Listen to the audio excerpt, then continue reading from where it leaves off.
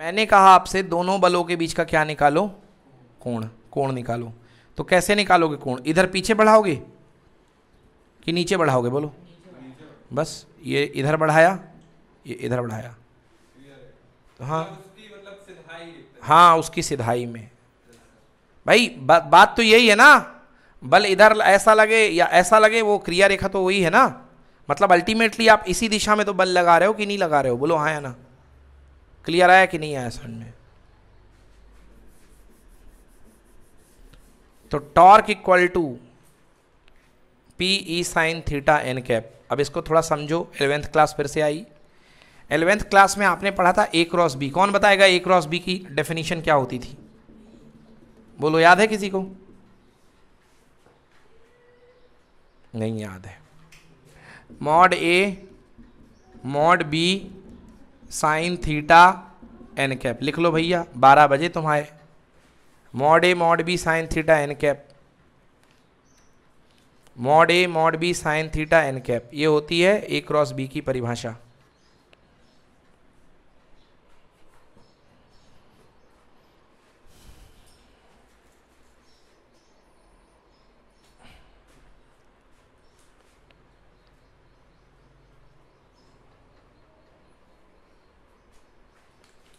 ठीक है, ठीक है भैया। हाँ, तो यहां पे लिख सकते हो टॉर्क इक्वल टू, ये पी यानी मॉड पी लिखा जा सकता कि नहीं लिखा जा सकता? ई यानी मॉड ई लिखा जा सकता कि नहीं लिखा जा सकता? नहीं लिखा जा सकता। हाँ, अब हम फेंक के मारेंगे पेन यहीं से, आवाज ना निकली तो। साइन थीटा इंटू कितना? N cap. Yes, P E sine theta N cap. A की जगह पे कौन बैठा? बी की जगह पे कौन बैठा? शॉर्ट फॉर्म में टॉर्क वेक्टर बराबर पी क्रॉस ई। आया समझ में? ऑब्जेक्टिव में आता है टॉर्क वेक्टर बराबर क्या होता है? आंसर पी क्रॉस ई। ठीक है, नोट करो, छापो इसको।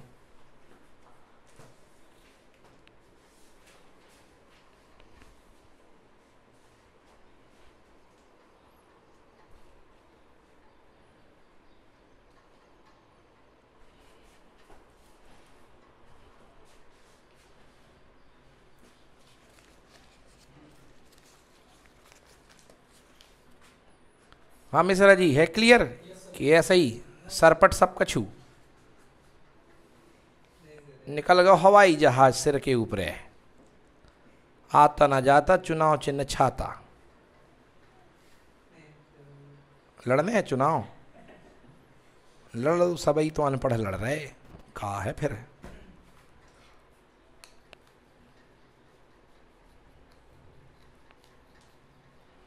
ठीक भैया, चलो। सो टॉर्क बराबर पी क्रॉस ई। ठीक है, अब इस पे हो जाए स्पेशल केस। क्या हो जाए इस पे? Special case. देखो, इसको मैं तुमको बार बार कह रहा हूं, वेक्टर से ज्यादा उंगली ना करा करो। वेक्टर वाले परिणामों से ज्यादातर क्वेश्चन किसके आते हैं? स्केलर के। किसके आते हैं? स्केलर के। वेक्टर क्या होता है? बड़ी डेलिकेट चीज है, बड़ी मतलब सेंसिटिव चीज है। तो टॉर्क बराबर p E sine theta N cap. अब ये इसकी जुगाड़ से बन गया, इसका वेक्टर फॉर्म बन गया ना। बोलो, समझ में आ गया ना? अब इसकी प्रैक्टिस कई बार करना, तब तुमको याद रहेगा। नहीं, 1 महीना बाद देखो सो सब सफा जे हो जाएगा। अब काम की बात करते हैं। अब हम देखते हैं अलग अलग परिस्थितियों पर लगने वाला बल। बल नहीं, क्या देखेंगे? बलाघूर्ण। क्या देखेंगे? बलाघूर्ण। चलो भैया, तो टॉर्क का फॉर्मूला हमने आपको बताया है, main formula P E sine theta. बोलो हाँ। डायरेक्शन से अपन को अभी लेना देना नहीं है, डायरेक्शन का क्वेश्चन नहीं आता है, ज्यादा बात नहीं करेंगे डायरेक्शन पे। पहला फर्स्ट केस, अगर बल अगर विद्युत क्षेत्र की दिशा में आपका रखा हुआ है द्विध्रुवागुण। बताओ कक्का कितना हुई है बलागुण? विद्युत क्षेत्र की दिशा में कुछ नहीं, मतलब फिजिक्स में शून्य। बिल्कुल सही। टॉर्क बराबर आंसर कितना? 0। टॉर्क बराबर 0 कब? जब ये विद्युत क्षेत्र की दिशा में लगा है। बिल्कुल सही, इसने बताया। पहला case when theta equal to कितनी डिग्री? 0 डिग्री। तो टॉर्क बराबर पी जिंदा ई जिंदा साइन 0 स्वाहा। साइन 0 बिकम 0, हाँ है ना? तो साइन 0 0 हो गया, तो टॉर्क भी कितना हो गया? आ गया समझ में ना?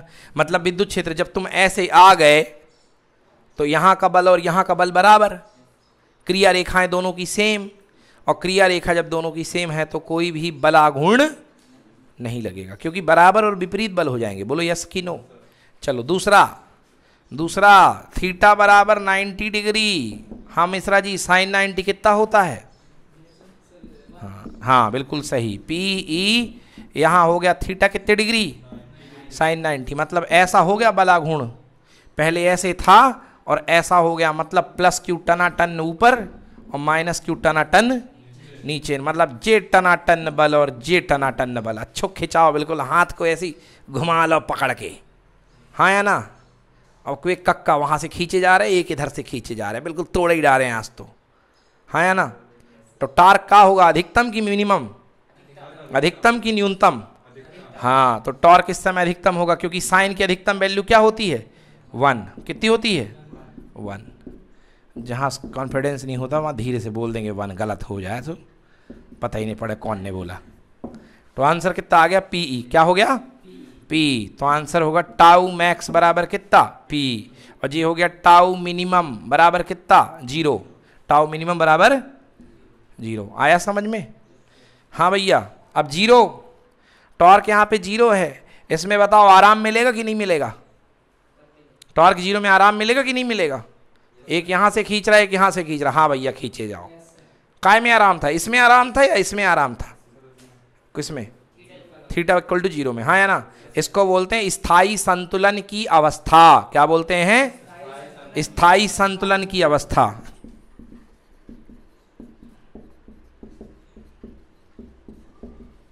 की अवस्था,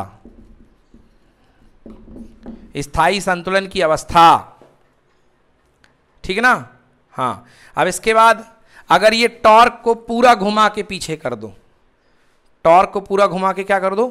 पीछे, मतलब थीटा बराबर 180 डिग्री। थीटा बराबर 180 डिग्री, मतलब इतना जोर का कि जैसे ये हाथ है, इस पे रस्सी बंधी है, तो इस मेरा हाथ इतना घूम जाए कि ये वाले रस्सी से ये खिंच जाए, मेरा ये वाला हाथ ये रस्सी से और ये वाला हाथ ये रस्सी से।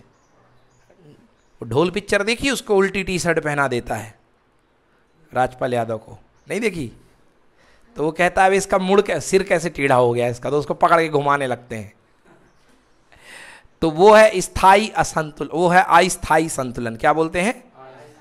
हाँ देखो, इसको पकड़ के घुमा देंगे तो theta equal to 180 degree. Relate नहीं कर पाए क्या? हाँ, थीटा इक्वल टू 180, फड़फड़ा जाएगा एकदम यार। इसको जे हाथ चला गया वहां, बे हाथ चला गया यहाँ। भाई ऐसे खींचे तो ठीक है, एक एक तरफ से खींचे रहो। अब इसने खींचा, उस वाले ने इस हाथ को पकड़ करके घूम गया, समझ गए ना। और ये हाथ यहाँ चला गया, मतलब हमारी मुंडी सीधी रहे और हाथ पूरे पीछे हो जाए, पीठ सामने आ जाए, चेहरा सामने रहे और पीठ कहाँ आ जाए? सामने, ठीक ना। देख लेना ढोल पिक्चर का क्लिप, मजा आ जाएगा, ठीक ना। थीटा बराबर 180 डिग्री, तो tau equal to p E, sine कितना? 180। तो टॉर्क बराबर कितना? टॉर्क तो 0 है, क्योंकि जितना यहाँ बल लग रहा है उतना वहाँ बल लग रहा है, मगर बेचारा फड़फड़ाएगा टॉर्क, समझ गए ना। इसको बोलेंगे अस्थायी संतुलन। क्या बोलेंगे? तो कोण, क्वेश्चन पूछेगा कि अस्थायी संतुलन की अवस्था में कोण कितने डिग्री होता है, क्या बताओगे? 180 डिग्री। कितना बताओगे? चलो छापो तीनों। हाँ, स्पेशल केस तीनों छापो।